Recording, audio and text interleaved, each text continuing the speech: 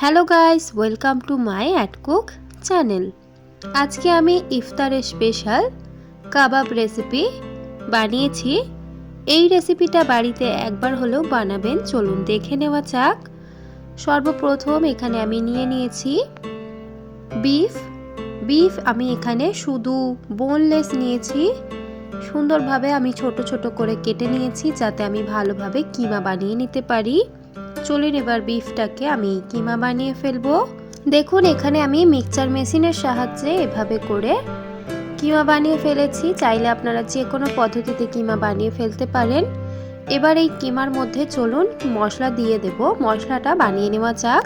যেই জারের মধ্যে আমি বিফটাকে কিমা করেছি সেই জারের মধ্যে এখানে আমি 3 টেবিল চামচ মুসুর ডাল পরিষ্কার করে ধোয়া দিয়ে দিলাম। দিয়ে দিচ্ছি এখানে 3 থেকে 4টে কাঁচা লঙ্কা আর একটা বড় সাইজের কুচিয়ে নেওয়া পেঁয়াজ। চাইলে আপনারা পেঁয়াজটাকে স্কোয়ার শেপেও কেটে দিতে পারেন। আর এখানে আমি অল্প পরিমাণে একটু ধনেপাতা অ্যাড করেছি। এবার ঢাকা দিয়ে সুন্দরভাবে একটা ফাইন পেস্ট বানিয়ে ফেলবো। দেখুন এখানে আমি সুন্দরভাবে পেস্ট বানিয়ে ফেলেছি। ডালটা একটু গোটা গোটা রয়েছে কারণ কিমার মধ্যে খেতে ভালো লাগে। এবার এই কিমার মধ্যে চলুন আমি এই মশলাটা দিয়ে দিই। ভালোভাবে আমি পেঁয়াজ, ডাল এবং কাঁচা লঙ্কার পেস্টটা দিয়ে দিচ্ছি এই কিমার উপর। সমস্তটা আমি দিয়ে দিলাম। এবার কয়েকটি আমি এখানে শুকনো মশলা দিয়ে দেব। দিয়ে দিচ্ছি এখানে 1 চা চামচ হলুদ গুঁড়োটা আপনারা আপনাদের অনুযায়ী দেবেন। দিয়ে দিচ্ছি ঝাল লঙ্কার গুঁড়ো 1/2 চা চামচ কারণ এখানে আমি কাঁচা লঙ্কা ব্যবহার করেছি। আর জিরে গুঁড়ো দিয়ে দিচ্ছি 1 চা চামচ পরিমাণে। জিরে গুঁড়ো দেওয়া হয়ে গেলে এখানে আপনারা গরম মশলা ব্যবহার করতে পারেন। এখানে আমি দিয়ে দিচ্ছি ধনে গুঁড়ো 1/2 চা চামচ এবং স্বাদ পরিমাণে নুন। গরম মশলা দিয়ে দেওয়ার পর আপনারা কিন্তু এখানে চাট মশলা ব্যবহার করতে পারেন, আমি দিইনি। তারপর এখানে আমি আদা এবং রসুনের পেস্ট দিয়ে দিচ্ছি। স্বাদ পরিমাণে নুনটা অবশ্যই দিয়ে নেবেন।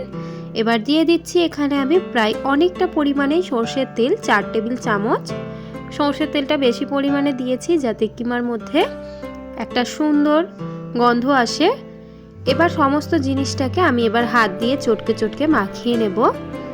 আর এর মধ্যে আমি চটকে নেওয়ার আগে এর মধ্যে আমি দিয়ে দিচ্ছি ধনেপাতা কুচিটা আমি সব থেকে শেষে দিয়েছি। চাইলে আপনারা ধনেপাতা কুচি নাও ব্যবহার করতে পারেন। যদি আপনাদের কাছে অ্যাভেলেবেল হয় তাহলে অবশ্যই দেবেন। এবার সমস্তটা আমি হাত দিয়ে ভালোভাবে মেখে নিচ্ছি। হাত দিয়ে চটকে চটকে যতটা মাখাবেন ততটা সুন্দর কিন্তু এই মাংসের মধ্যে টেস্টটা যাবে। রমজানের মধ্যে এভাবে যদি ইফতারের সময় একটা কাবাব রেসিপি হয় খেতে অনেক সুন্দর লাগে। আর সমস্ত জিনিসগুলো ভালোভাবে চটকে মাখিয়ে নেওয়ার পরে অবশ্যই লাস্ট স্টেপে আপনারা অবশ্যই একটু স্বাদ পরিমাণে নুনটা দেখবেন যে নুনটা পারফেক্ট হয়েছে কিনা।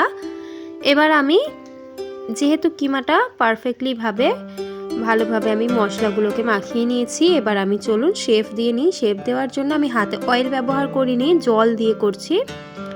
এখানে আমি পানি নিয়ে নিলাম হাতের মধ্যে অল্প একটু। আর পানি নিলে কি হয়, আমাদের বিফটা হাতের মধ্যে কিন্তু চিপকায় না সুন্দরভাবে। এবার আমি লম্বা লম্বা করে শেফ দিচ্ছি। চাইলে আপনারা গোল, রাউন্ড আপনাদের অনুযায়ী আপনারা আকার দিয়ে দিতে পারেন। এখানে আমি লম্বাভাবে একটু ফিঙ্গার টাইপের শেফ দিচ্ছি। যেহেতু এটা আমি কাবাব বানাচ্ছি তার কারণে দেখুন এরকম সমস্ত আমরা কাবাবগুলোকে গড়ে ফেলবো।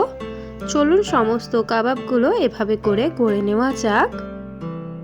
সমস্ত কাবাব আমি এভাবে করে গড়ে নিয়েছি। এবার আমি চলুন কড়াইতে তেল দিয়ে এগুলোকে ফ্রাই করে নেব। ফ্রাই করে নেওয়ার জন্য কড়াইতে দিয়ে দিলাম পরিমাণ মতো সর্ষের তেলটা বেশি পরিমাণে দিয়েছি।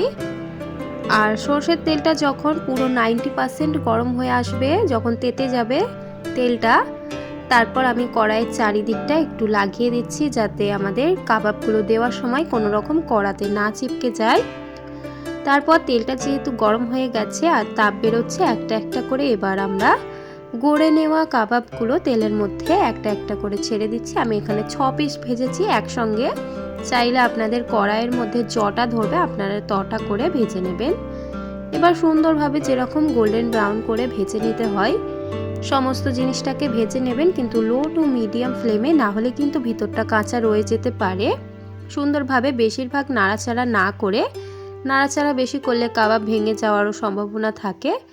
আলতো হাতে একটু সময় দিয়ে লো টু মিডিয়াম ফ্লেমে রেখে সুন্দরভাবে এবার ভেজে নেব। চলুন দেখুন 5 থেকে 6-7 মিনিট সুন্দরভাবে নাড়াচাড়া করে ভেজে নেওয়ার পর একটা সুন্দর কালার চলে এসেছে। যেহেতু আমি লো টু মিডিয়াম ফ্লেমে এটাকে সুন্দরভাবে আমি ভেজে নিয়েছি, তাই একটু সময় বেশি লেগেছে, কিন্তু ভিতরটা পুরোপুরি সিদ্ধ হয়ে গেছে। দেখুন সুন্দরভাবে কাবাবটা রেডি। এভাবে করে ইফতারের সময় রমজান মাসে অবশ্যই বাড়িতে একবার হলেও বানিয়ে ফেলবেন। আজকের এই ভিডিওটা খুবই সহজ অ্যান্ড সিম্পল একটা ভিডিও, যেটা আমি আপনাদের সঙ্গে শেয়ার করতে চেয়েছি। আর এভাবে করে অবশ্যই বাড়িতে একবার বানান।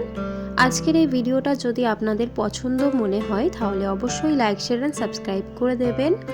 আমার চ্যানেলে আপনারা নতুন হয়ে থাকলে অবশ্যই চ্যানেলটিকে সাবস্ক্রাইব করে আমার পাশে থাকবেন।